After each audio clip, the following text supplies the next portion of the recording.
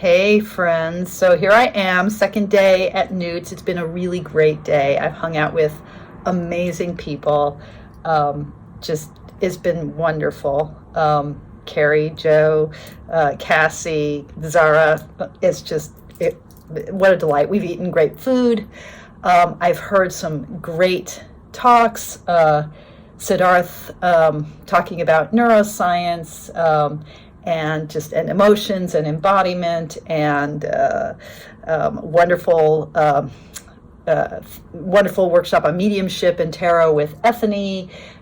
Fabulous, brilliant talk with Susie Chang. Amazing keynote with Mary Kay Greer.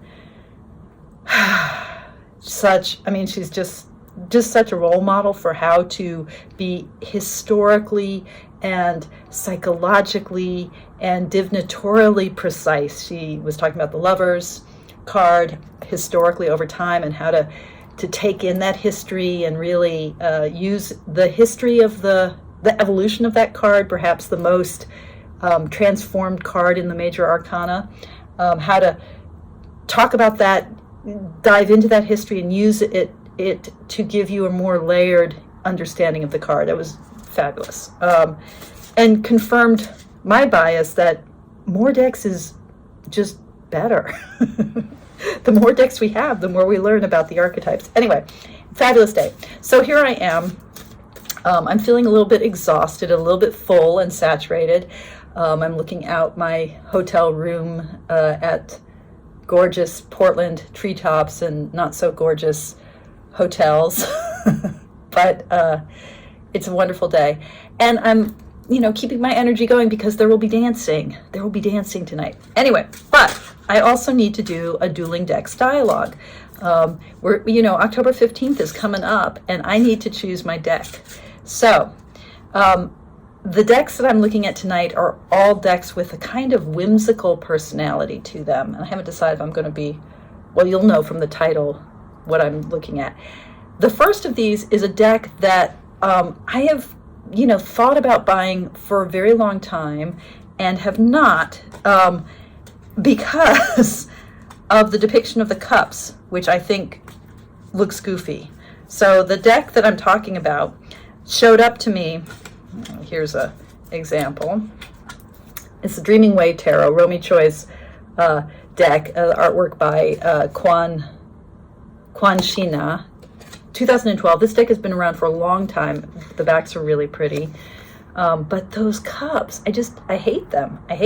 I mean, they seem like out of sync with the rest of the artwork. I don't really understand why they are what they are, given this kind of sort of almost Victorian, waif, whimsical, delicate. I love the imagery in every other way, but I have never been able to get over the cups until recently. And then I've been thinking I really need to buy this deck. It's not an expensive deck. It's been in print since it was first produced. It's US Games. It's got that great US Games card stock, but I've just never bought it. And then the potlatch table at Newt's. The potlatch table, it delivers. If you feed it with your decks that need rehoming, if you're generous, it will be generous in return. So last night I found this really pristine copy of the Dreaming Way Tarot, and I knew it was mine. So here it is. Now, where we left off. So, remember, the whole point of what I'm doing with these Dueling Decks dialogues is to help me, on the one hand, choose a deck to be my deck, my steady for the Drop 'em 78 challenge, which starts October 15th. So I need to choose a deck that will enliven me and enrich me and push me, really push/encourage me to really lean into what I need to lean into. The Drop 'em 78 challenge, you're looking at a deck one card at a time, one day at a time. So you're looking at the cards, but you want a companion for those 2.5 months that's going to be a meaningful companion, a good fellow traveler. And so in order to find the deck that really is going to hold me steady through whatever I need to be engaging with. I'm also, with these Dueling Decks dialogues, I am also kind of clarifying my question. I don't mean like a specific question that I need to answer, but like the koan, as the Zennies might say, or the intentionality, the thing that is kicking around in my mind and heart. I'm trying to clarify that intention, and I'm doing so by having a significator card with these dialogues, and that card, with each round of the dialogues, that card has been shifting. So as I do these dialogues, as I interview, converse with the decks, I am also clarifying my intention. So where I ended up last night, this is the recap. Last night, we started with the Eight of Cups, looking at the Telesma Tarot and my own Soul Cards Tarot, and where that dialogue got me was back to the Seven of Wands, which had been my significator card like 2 rounds earlier. So now I'm back with the Seven of Wands, with this kind of solitary, fiery, heroic bodhisattva standing forth energy. So we'll see. Dreaming Way Tarot is not a fiery deck. So yeah. All right. So, whoops. Card leaped. It was the Ace of Pentacles. Okay.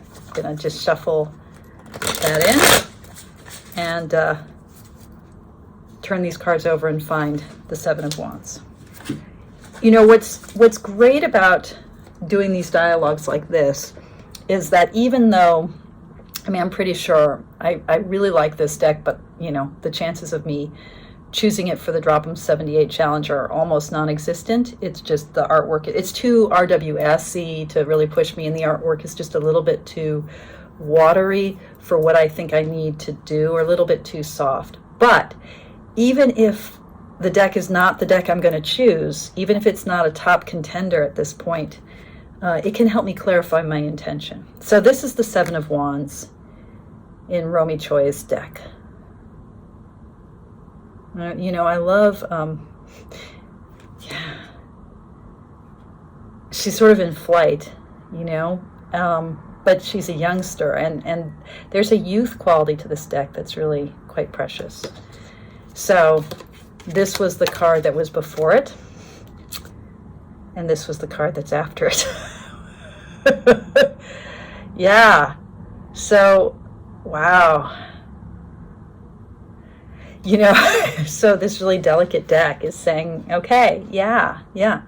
I think you're saying, I'm going to help you push into what's fallen apart and what's busting open. And,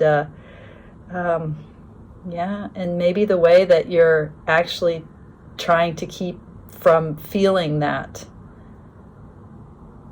Are you saying you're going to maybe help me unblock my ears so that I can really be with what's falling apart? Are you going to help me deal with my anxiety? Maybe that's what you're saying. Whoops. All the cards just dropped on the floor. So maybe you're going to help me deal with my anxiety? Is that what you're saying? My anxiety as things are falling apart.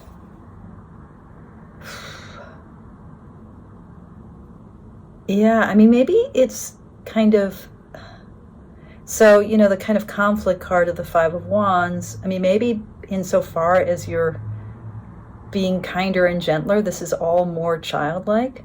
I keep getting these page cards, this page energy, this sense that I need to kind of bring it younger. I need to, I don't necessarily mean like literally chronologically younger, but like that more youthful starting out energy, that more student-y energy. You know, I just became a student again in a new graduate program, and that's part of what I'm enjoying in that program so far, is just like, you know, not having to be in the position of Hierophant all the fucking time. Like getting to be young, getting to be a student, getting to be young in the spirit. So is that what you're telling me you're going to help me with. And here we have a Knight of Pentacles. Didn't I just get a Knight of Pentacles like yesterday in my soul cards deck?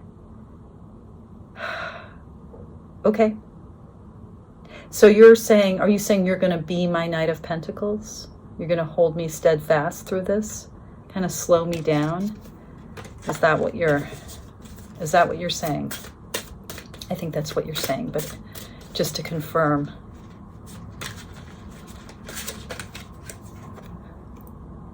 The Four of Cups. This other card turned over, which was the Nine of Wands. So, helping me deal with my dissatisfaction. I mean, you know, given how much I hate the cups in this deck, you're saying you're offering yourself, aren't you? You're saying, yeah, there's something here for you. Is that what you're saying? Are you saying don't blow this off? Don't Nine of Wands this, sort of waiting at the battlefield. Is that what you're saying? Are you saying don't blow me off? Okay, all right. Okay, I won't blow you off. Okay, you're in the running. Okay, you are the High Priestess. Okay, I got it. Got it, duly noted. All right, adorable. Now this is making me wonder about one of the decks I thought I was going to read with tonight, but I think maybe I won't read with that one tonight. I'm not sure it's right. Instead, my next deck, still looking at the Seven of Wands, because that's my significator for this round, is the Nicoletta Ceccoli deck, okay? So, you know, another kind of working with childhood. Oops. Okay. Keep dropping everything. The Nicoletta Ceccoli deck, which is a deck that I actually really would welcome the opportunity to spend some time with. Its imagery is super creepy, but super adorable. I love it. And I've never really read with it, you know, other than a few isolated moments. Okay, one more shuffle and then I'm losing light here. I'm sorry. It's, you know, filming in a hotel room at the end of a busy day. So, okay, so this is what the Seven of Wands looks like. This deck, the imagery, the curating of these images is really interesting. And actually, in my experience, it's really smart, but it's not always completely straightforward. So I'm going to look at the little white book, which in the past I've felt is really indispensable for working with this deck, even though it's just a little booklet, because it gives you a sense of what they're doing with the images, why these images. Okay, Seven of Wands. Some mistakes may need to be atoned for and situations sit right. Take care that the punishment fits the crime. Don't hold a grudge. So it's taking that, the standing forth of the seven and the Seven of Wands and that kind of like hold your ground in terms of kind of bearing, like remembering, it's righting a wrong, but maybe not appropriately. So it is kind of shadow. This is very, I mean, this deck is super shadowy. Before it was is that the Queen of Pentacles or the King of Pentacles? Or discs? I can't remember. I think it is, all of the figures are female, so you can't tell by, I think that is the King of Pentacles. You know, that sort of Taurus energy, for sure. Let me just get a clear sense. Yeah, that's the King. That is the King. So the King of Pentacles, and then after it was the Magician, right? Wow. this deck. Super hard to read. Okay, the King of Pentacles and the Magician. So are you saying that you are going to help me find my right use of power? I think this is about right use of power. The Seven of Wands in this deck is very much about whether the punishment fits the crime. So it's like, how much do we need the world? Like, are we trying to fight back the world and it doesn't need fighting back? And then that powerful energy of the King of Pentacles, you know, like, and then the Magician. Yeah. So, okay. So is that what you're saying? You're going to show me right use of power? Is that? And the Two of Swords, which I got the other night as well. So yeah, how to cut through things, how to make decisions, how to walk that high wire. Yeah. How to use my energies, my power. How to use that well. Is that what you're saying? And I'm sort of thinking I need to pull the top and the bottom. Okay, so that is, again, that is a king. That is the King of Cups. How to work with the emotional energies. Yeah. Okay, and then I felt like I have to pull the bottom too. And that is the Five of Wands. So another Five of Wands. Yeah. How to work with conflict, including all the ways in which just meeting the world is difficult. Let me just see if there's something useful here in the Five of Wands. Description. Remain calm in the face of perceived obstacles. They do not threaten you in any serious way. Finding ways to placate your foes. Yeah, she's throwing fruit at the dragony snake. Okay, so this is about right use of power. Wow. Okay. Now I had been thinking that I would use the notorious JBG, Julia Rose's deck, right? The Jasmine Beckett Griffith deck, Peekaboo Rose. But I don't know if I want to. I think, I mean, it's a powerful deck, but I think instead of another little girl deck, I think I want to use Norbert Lasch's Cosmic Tarot, right? Which Lusche, Norbert Lusche. Now, my dad's name was Norbert. Not a common name. It's a German name, right? So that's kind of interesting. I want to use this deck. This is a vintage version of this deck. It's still in print. I just acquired it not that long ago, and I haven't read with it. But I find it kind of compelling. So it's not little girl energy. It's not the delicate energy of the dreaming way. It's not dreamy. Well, it is dreamy. It's the dreams of the celluloid world, right? The world of the silver screen, of cinema in its heyday, right? It's got that kind of projective imagination, right? I mean, literally projection of the images on the screen. And that's why I sort of thought, you know, alongside Dreaming Way and the Ceccoli, maybe the theme for these decks today, they're all dreamy. They're all projections. They're all, in one way or another, taking the stuff of our unconscious and throwing it out for us to see. And my understanding is Lisha was trying to update the sort of archetypal energies of the tarot precisely by using the silver screen, by saying, you know, what is the modern language of icon? It's not going to be, you know, popes and devils and, you know, the classical virtues. It's going to be the silver screen.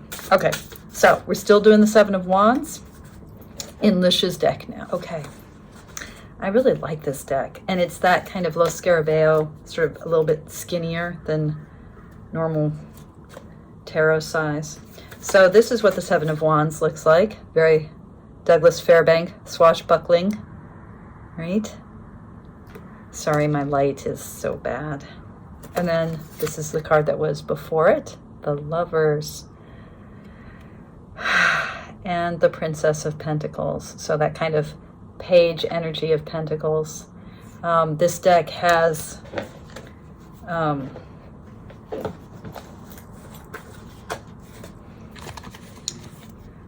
believe this deck does Prince, yeah, it does Princess, Prince, Queen, and King. So it's not Crowley Harris in its court. It's still adhering to Waite Smith, but instead of knave, instead of page and knight, it's prince and princess, princess and prince. Okay. So the Lovers and the Princess. So are you saying to me you're going to help me connect again with this young, earthy, very kind of very grounded energy, while also helping me find a kind of integration and wholeness? Is that what you're saying? Not getting a really strong hit, but the Five of Pentacles. So helping me deal with my own sense of scarcity and lack. We had that Four of Cups, my dissatisfaction in the dreaming way. So another kind of card about dissatisfaction, poverty, scarcity, a sense of being shut out. Although it's interesting because these figures are all facing us. They're all walking toward us. So that sense of scarcity that's coming toward us, that's coming toward me, helping me feel whole in that big lover's way, by connecting again with what's really here. But this language of dreams that is everywhere in this deck, how are you going to help me do this? The Moon. This is the image that I chose for my bag for this deck. I don't have the bag yet, but okay.